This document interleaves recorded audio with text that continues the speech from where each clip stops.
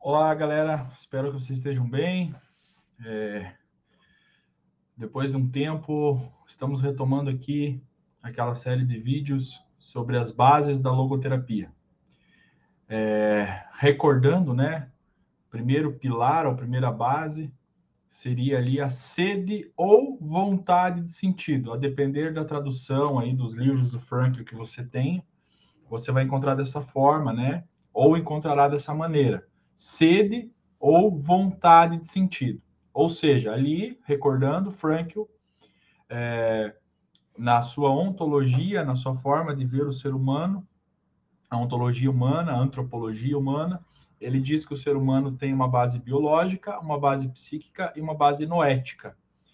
E nessa base noética, espiritual, há sede de sentido, de realização na vida, que supera a parte biológica e psíquica, mas ao mesmo tempo se integra a elas, né? Então elas não trabalham separadamente, embora a noética seja aquela que impulsiona o indivíduo a buscar, a ter essa sede de sentido.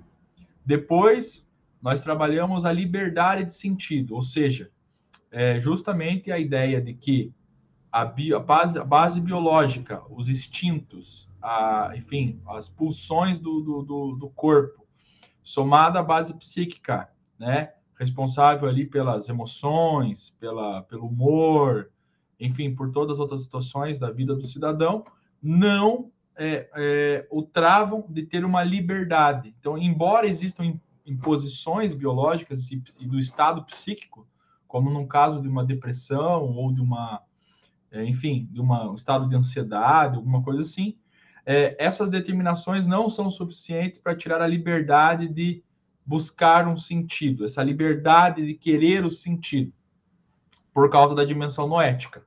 Então, por exemplo, quando o cidadão decide buscar um tratamento psicológico, ele já está dizendo para si mesmo: eu não aceito a determinação do biológico e do psíquico. Por isso, ele está fazendo uso da dimensão noética.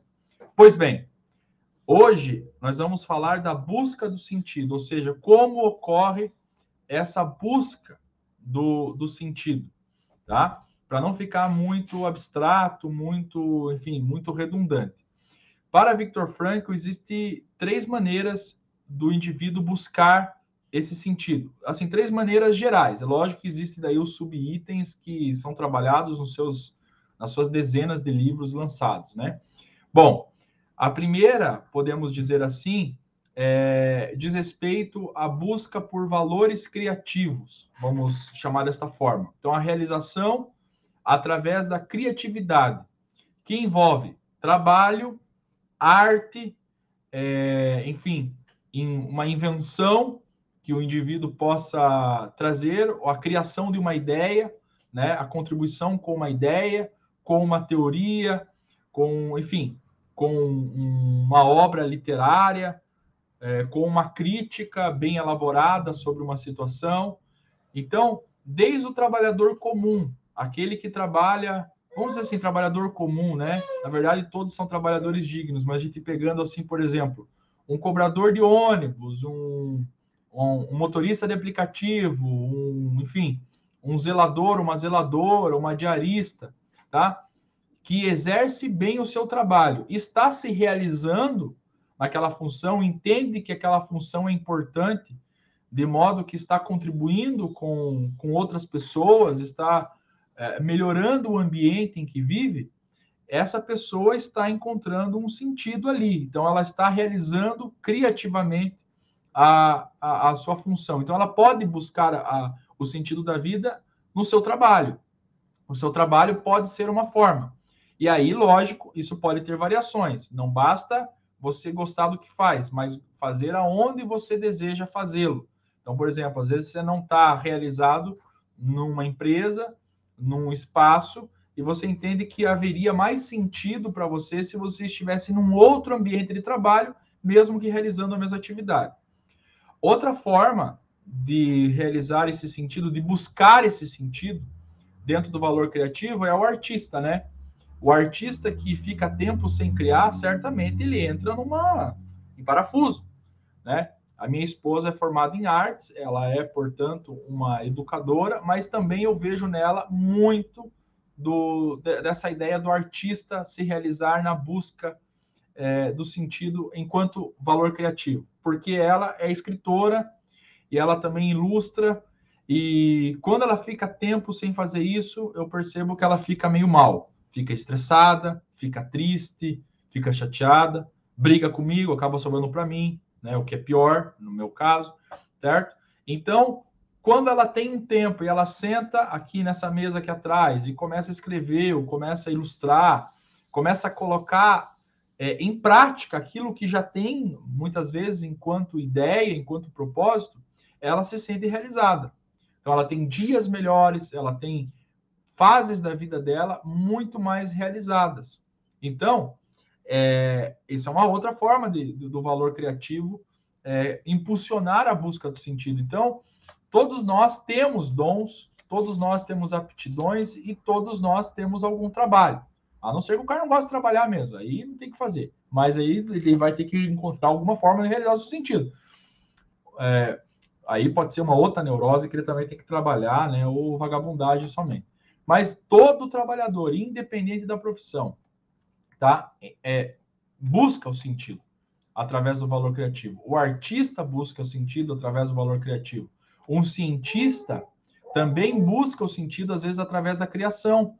Né? A criação de um instrumento, de uma máquina, de uma vacina, de uma medicação, de um tratamento. Ele também está colocando em prática o seu dom, aquilo que ele estudou, aquilo que ele gosta de fazer para a criação, para contribuir para a humanidade. Então, em linhas gerais, a busca de sentido através de valores criativos ela é muito ampla, né? Envolve tudo aquilo que você coloca o seu dom, que você coloca o seu prazer, e isso realiza. Portanto, quando você não está realizando, isso acaba gerando problemas. Você fica estressado, pode gerar uma ansiedade que você não sabe a causa, pode levar até uma depressão pela falta de realização daquilo, tá? Não é a única forma de você adquirir esses problemas emocionais. Não é, lógico que não, mas pode ser uma causa, né? Aí cabe você fazer uma investigação, né? Ou no caso, se você estiver cuidando de uma pessoa, você vê se pode ser isso ou não. Mas muitas pessoas pode acontecer isso, né? Então, por exemplo, eu sou professor. Quando eu fico muito tempo sem dar aula, eu fico chateado, né? Porque aquilo faz sentido para mim. Então, é aquilo que me realiza por vezes. Não é a única coisa que me realiza, mas é uma das principais. Muito bem. O valor criativo também pode estar em questões de recreação, né? Você simplesmente querer criar um momento de recreação, de lazer, um espaço de lazer e assim por diante. Mas vamos para outra esfera de valores que também ajuda na busca do sentido, que é a busca de valores existenciais, né? A busca de valores existenciais que está atrelada a valores criativos muitas vezes. Eles também são intercambiáveis, né? Então você pode pegar, por exemplo, um valor existencial, um valor religioso. Então, a realização através da prática religiosa ou das experiências religiosas que você adquiriu. Um outro valor existencial, a sua família, né? Então, você ver a família bem, você lutar para que a família tenha um conforto, muitas vezes vai exigir criatividade, né? Você ver o seu filho feliz, o seu filho é um sentido para você. Ter um filho pode ser um sentido da vida, né? Seja biologicamente falando, seja adotado, seja, enfim, você ter aquilo vai te trazer sentido. E muitas vezes você, enquanto não realiza aquilo, você está meio para baixo, ou você, de estar buscando, já começa a se realizar, já começa a te dar um ânimo para viver. Então, esse é um valor existencial. Cuidar de uma pessoa enferma na família, de repente você não está conseguindo realizar o valor criativo, você não está nem podendo trabalhar, portanto, está chateado com isso. No entanto, naquele momento você entende que o chamado, aquilo que você tem que cumprir como ser humano, é cuidar de uma pessoa que está enferma, que está doente, né? Ou passando por uma dificuldade. Então, você dedica um tempo àquilo. Isso também pode entrar na esfera dos valores existenciais. E os valores existenciais, eles também dizem respeito a tudo que você viveu e que tem importância para você. As suas experiências pessoais geraram os valores existenciais em você e fortaleceram em sua mente aquilo que você tem que dar valor, né? Tudo que a gente experimentou acabou adquirindo valores para nós, ou positivos ou negativos, né? Então, pô, isso aqui eu vou valorizar, isso aqui eu posso descartar da minha vida, e assim por diante. Uma outra esfera, né? Inclusive tem um vídeo, eu já fiz um vídeo sobre valores criativos, existenciais, etc e tal, são os valores de atitude. E esse valor de atitude é o mais importante, porque ele se relaciona a todos os outros, mas por vezes será o único valor que você pode realizar e que poderá transformar a sua vida também, por incrível que pareça. O valor de atitude, ele diz respeito, muitas vezes, à iniciativa de transformar a si mesmo. Então, por exemplo, você está numa doença terminal, está prestes a morrer, ou está numa situação que não tem como resolver. Não tem, você não tem recursos, você não tem pessoas que possam te ajudar, você não tem absolutamente nada. Você está num beco sem saída. Não dá para realizar criatividade, não dá para dizer que aquela é uma experiência boa, um valor existencial bom. Ao contrário, é uma baita de uma dificuldade que você está passando. Então, sobra-se o quê? O sentido de transformar a si mesmo. O Viktor Frankl dizia o seguinte: se você pode transformar uma situação, você deve buscar transformá-la, certo? Se você não tem meios de transformar a situação, transforme a si mesmo, que seria colocar em prática o valor de atitude. Veja que a atitude está desde a busca da realização da criatividade, a valorização da existência, a busca de um valor existencial, tudo envolve atitude, na dimensão noética. O legal é que nessa dimensão noética, espiritual, mesmo quando não há possibilidade de realização nenhuma, há realização de transformação de si próprio, porque o nós nunca morre. O nós é uma dimensão que, embora se relacione com a alma, se relacione com o corpo, com o psíquico e com o corpo, ele continua tendo capacidade de agir independente disso.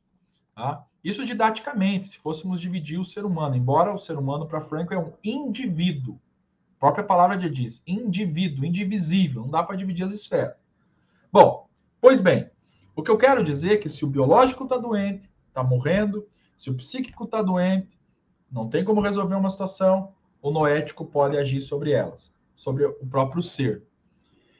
Um exemplo disso talvez seja o clássico, né, da literatura, A Morte de Ivan Ilitch, de Levi Tolstói, né, escritor russo, que narra a história lá de um burocrata, de um funcionário público realizado na sua carreira, ou pensava se realizado na sua carreira, mas que não tinha amor dos seus familiares, né? Não era nem amado nem respeitado verdadeiramente pelos seus familiares, e ainda, para piorar a situação, sofre um acidente na sua casa, um acidente doméstico, e começa a morrer aos poucos. Provavelmente vai sofrendo uma hemorragia interna e começa a vegetar, e começa a analisar a comiseração que as pessoas têm dele, ou pena que as pessoas têm dele, e isso vai gerando mais raiva ainda. Em vez dele melhorar, ele percebe que aquilo vai, sabe, vai desgastando ele. Só que chega uma hora que ele tem uma atitude. Ele começa a fazer uma análise da vida dele, ele entende que realmente parte do que acontece ele merece. Da raiva, do que é transmitido contra ele, etc e tal. Se fôssemos colocar numa balança, ele pensa assim, poxa, realmente eu não fui uma pessoa boa, eu realmente... Em linhas gerais, grosso modo, é isso que o livro trata. Então ele decide fazer o quê? Transformar a si mesmo. Né? Então, beleza, assumir que ele errou. Isso já é uma atitude. Né?